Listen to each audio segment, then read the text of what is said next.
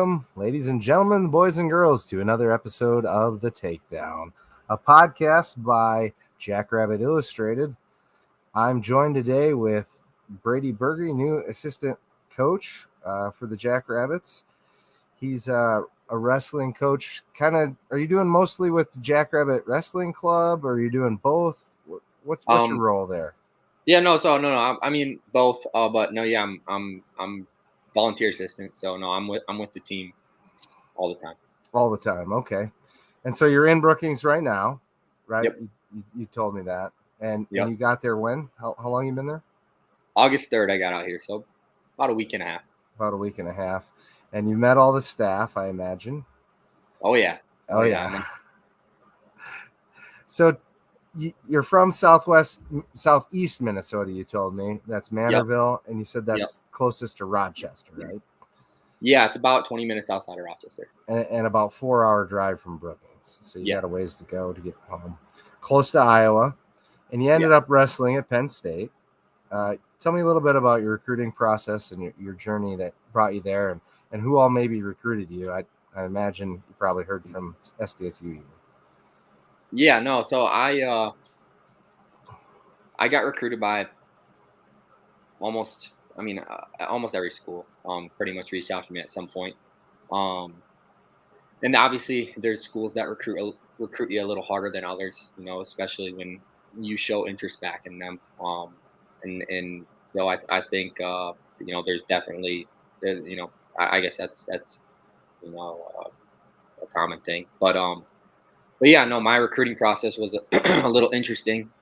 Just because I broke my leg my junior year, and your junior year is when you can first get recruited in wrestling by the colleges. And so I was recruited heavily throughout the season, and then I broke my leg, and then summertime came around, and I didn't get to compete in the off-season tournaments. And I think that I missed out on a lot of competition, which it stinks, and especially when it comes to those off-season tournaments, because that's when you get to wrestle kind of the nation's best, right? And so Fargo, etc.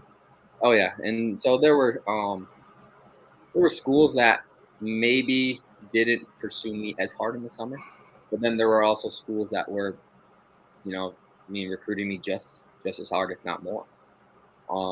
And so it became, to me, that was important too. And that went into the decision I made, just because the schools that did stay in contact and stayed in contact quite a bit, it meant a lot, right? Those are the ones really have the interest, right? Mm-hmm. Mm-hmm. Yeah.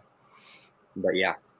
And so, yeah, no, I mean, I actually, I'll kind of just talk more so of the Penn State, right? Because that's kind of where I eventually committed and end up, that's where I was at the last 4 years. But Penn State, Coach Kale, I didn't actually get into contact with them until after I broke my leg. Actually, so coach was up watching Mark Hall wrestle at the state tournament, because Mark was going for a 6 state title, and Mark was committed to Penn State. And so he came up, and when he was up there, he was just kind of asking people, hey, who else should I be watching? And he kind of said that my name got brought up by pretty much everybody. And so the first match you watched me wrestle was the match I broke my leg, actually, which is kind of funny. Yeah, there's some irony there, right? Yeah, but no, he kept in contact with me throughout the summer, and I have a strong relationship with a lot of my high school coaches, and I was an extremely hard worker, and I did the right thing down and off the mat, and I just wanted to be as successful as I could on the wrestling mat, right? And so the reputation I built throughout high school, I think, helped me out a lot with Coach Kale recruiting me, just because obviously he didn't know me. I'm from Minnesota. He coaches out in Pennsylvania, right? Like, Mark was the first Minnesotan that kind of, I think, went through, or at least, yeah, I mean, pretty much. And so, it's a ways away, right? It's a ways away from home, and that can be tricky. that can be tricky for high school kids and leaving home. And so it gets to be a little bit harder. So I mean, I understand their situation. They're like, well, if this kid's not really that interested, why would we waste our time, right? Yeah. And so or the other end of the spectrum is, well, does this kid actually, does he love wrestling? Does he want to work hard? Is it type of thing where he's going to come out here and is he going to make the wrong decisions? And so the reputation I built in high school, I think, really helped me with that, as far as the type of kid I was, and the things that I really wanted, and were important to me. And so, but yeah, that ultimately led me to Penn State, which was, a decision I would have made over and over again. Yeah. So tell me a little bit about that. People that know about wrestling know Penn State's one of the marquee programs in the country. We get a lot of listeners that aren't actually, hardcore wrestling people. So that's a little bit of information for them. But tell me a bit about your coach, Coach Kale, because I don't think everybody might know who he is and what's it like to wrestle for him. Because for somebody that knows wrestling, I mean, the guy is kind of, a bit of lore, and an absolute legend. Yeah. And go ahead and talk about what it's like to wrestle for him a little bit, if you would.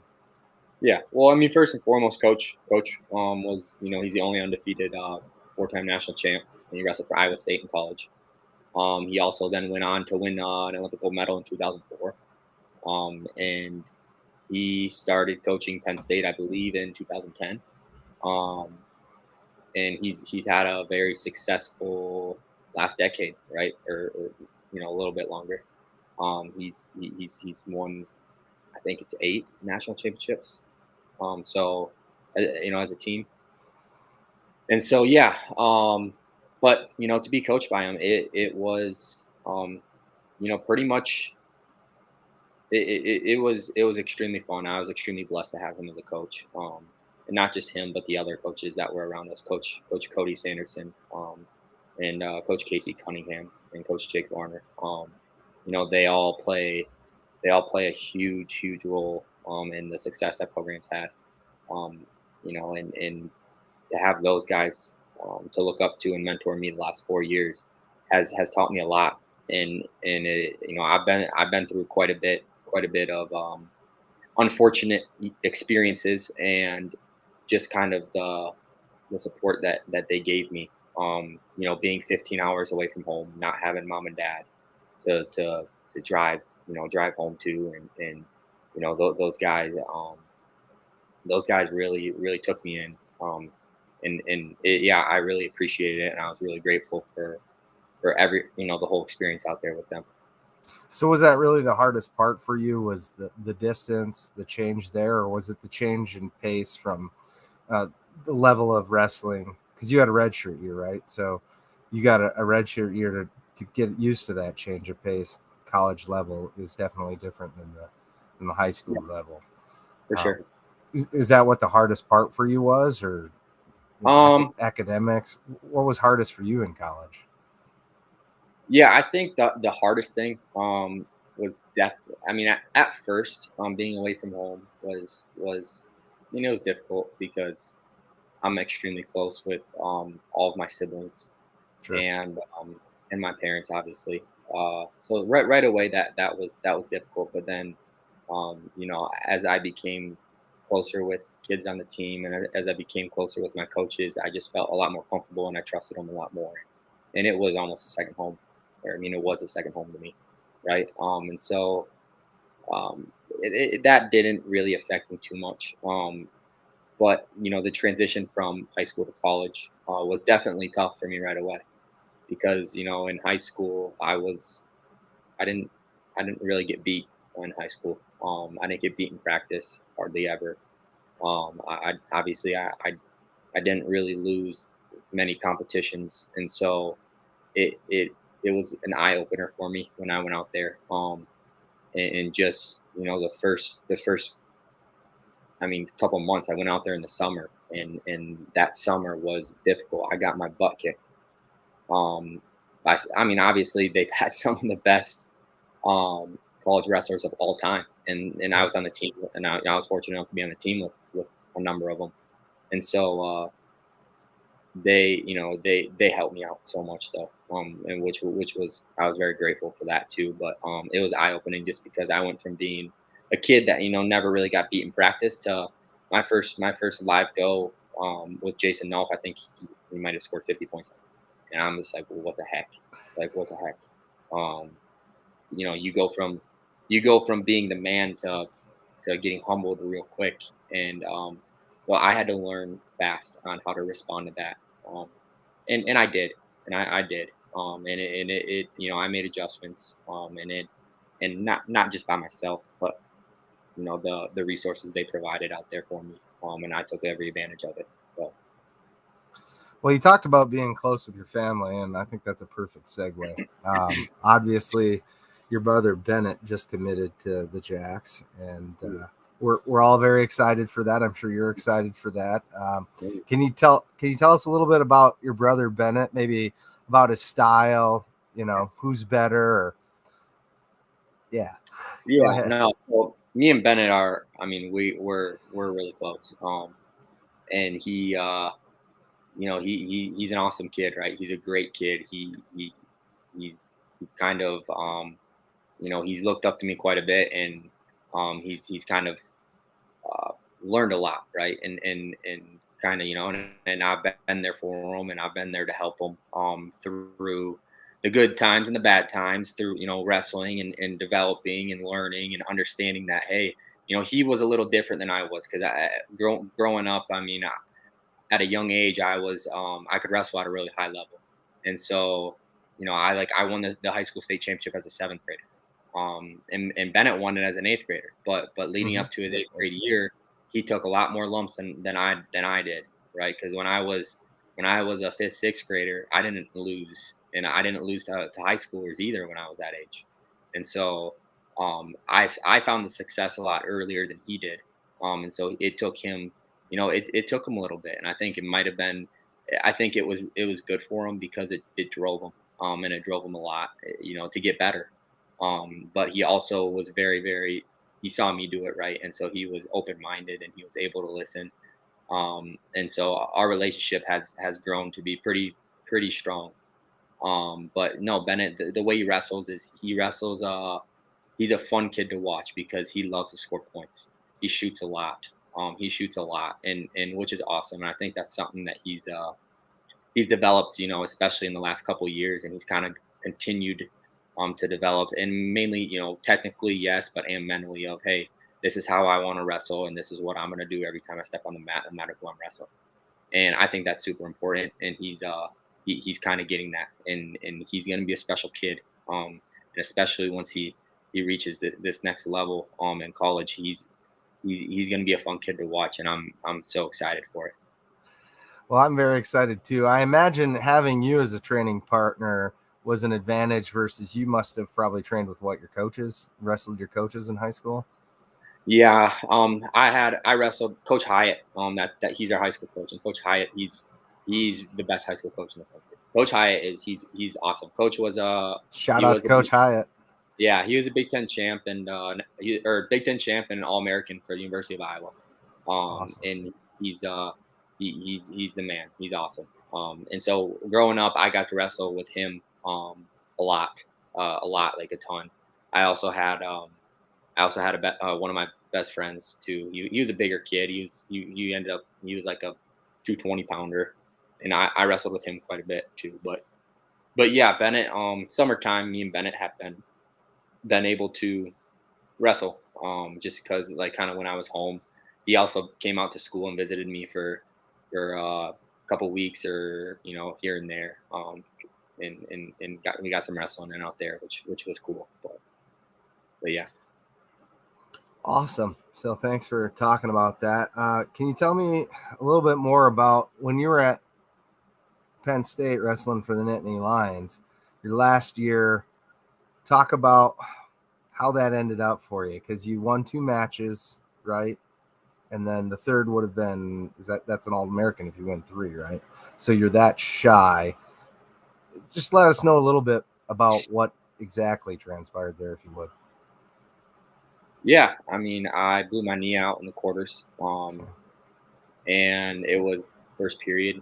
Um, it was about, I think it was a little over a minute into the match, and uh, it was tough, right?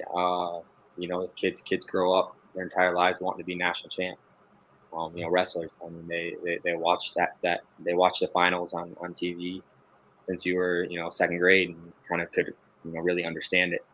Um, and so to kind of have it happen to you is hard, but I mean, it wasn't the first thing. It wasn't the first time I've gone through something like that. And does it get easier? No, it doesn't. But I think you start to realize different things. You start to learn lessons that you wouldn't learn if, hey, if you're like, you just go and walk through the tournament and get your hand raised, which is, don't get me wrong, that's a goal, that's everyone's goal, and that's awesome. Right, and no one wants to be in the situation I was in, really. No one wants to blow their knee out match before you get All American. um and so, but the way you respond to it, I think, shows a lot of character, and a lot of maturity.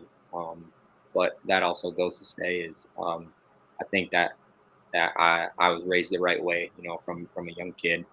Um, Not only that, I've had just a lot of mentors in my life that have, guided me in the right direction and have taught me a lot to be able to respond in the right way to those situations.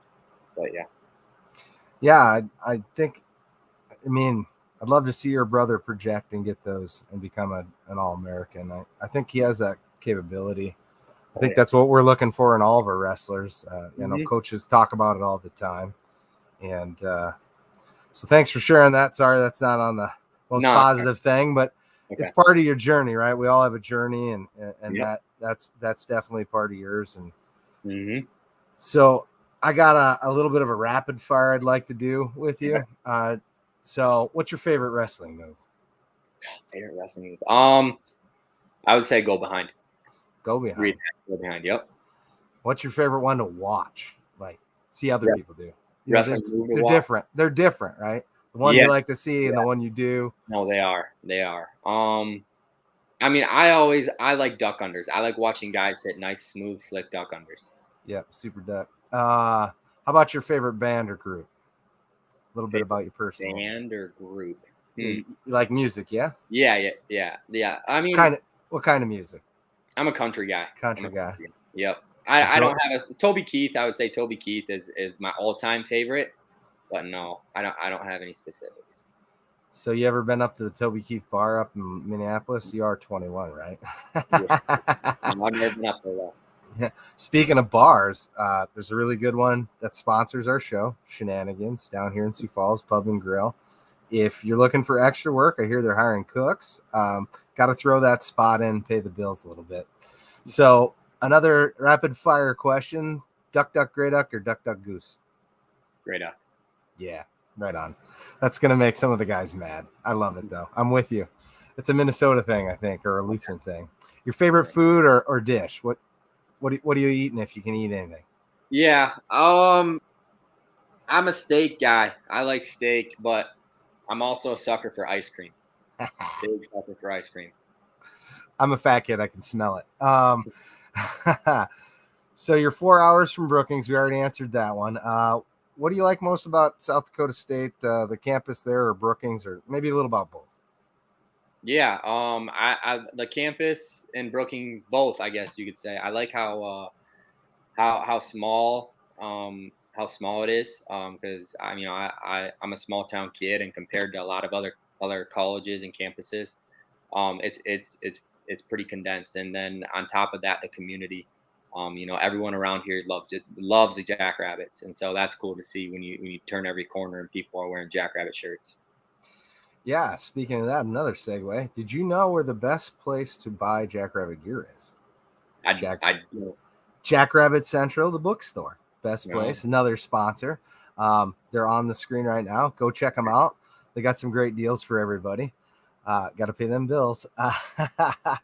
uh, So if you had one person on the staff, if you had to wrestle somebody, who would you want to wrestle and why? On the staff? Yeah, one of the other coaches. So you got Cam, you got Chris, you got Han, well, Chris Cody. isn't on staff anymore. Oh, that's right. Sorry. He's down in Iowa. Yeah, right. Yeah, I forgot. He's a good dude though. So oh yeah, I heard. So yeah, I don't know. I mean, I think I like watching Cam wrestle, and I haven't got to roll with him quite yet, but I think it'd be fun wrestling Cam. He seems like a pretty intense individual. I think that's fair. Yeah, is that fair? I mean, when he's on the mat, like really intense. Oh yeah, yeah. Maybe not in person, but on the mat, he seems really intense. I hope that doesn't offend him. So you're sporting the Jackrabbit Wrestling Club hat there, right? Yeah. And we got what events coming up for them? Can you tell me? Yeah, well, every Wednesday's Track the Jack, right? You got it. That's down at Cubby's. They do Track the Jack, but also we got a golf outing coming up this month. That's correct. So we got both Track the Jack and the SDSU Wrestling golf outing. And for Track the Jack, they can hit up Jackrabbit Wrestling Club on Venmo, or you can get a hold of them on Twitter. And that's not Luke, it's the other guy. Sorry, Martin Mueller. Martin, yeah, Marty's the one taking care of you there. So if you have any questions, you can hit up Marty on Twitter at Marty Mall. Yeah. So I don't have a whole lot of other questions. We're looking forward to the season. Is there anything that you're looking forward to the most? Just getting back, staying connected to the sport, or? Yeah. No, I think one thing that I'm super excited about is I've been around some of the best athletes and coaches this country has to offer, from being on multiple world teams to being out at Penn State to now being here at SDSU with three other coaches that have had a ton of success, not just coaching but also athletically, and so I'm really excited to bring my knowledge here and just help these kids continue to develop as wrestlers and also people. I think that's important. I've had like I said, I've had a lot of awesome mentors in my life, and I'm excited to hopefully try to be on the other side of that and to be the mentor to other people. And I'm excited just to kind of all the knowledge that's been cooped up in my head and written down in notes and whatnot. I'm ready to kind of let it out and help these kids reach in this program, reach levels that people that we want to reach, and we believe we can, and maybe the outsiders are and maybe think it could be unrealistic or not, but no, we're gonna have success here, and we're gonna develop kids, and it's gonna be awesome. But yeah, I mean, Coach Hahn and staff have already done an excellent job with that. I'm sure you're familiar with everybody on the staff, and to me, it's kind of unique that you're not wrestling, but you're coaching with Coach Hahn, who's got a storied career, and KL. They kind of intersect a little bit. That's pretty cool. And like you said, you've wrestled for some of the best. And we got hopefully we'll have the new wrestling facility. Did you saw plans for that? Have you seen the plans for the new wrestling facility?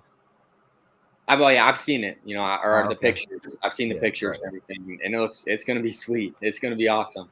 I'm pumped up for that too. But hopefully we can get rolling on that sooner.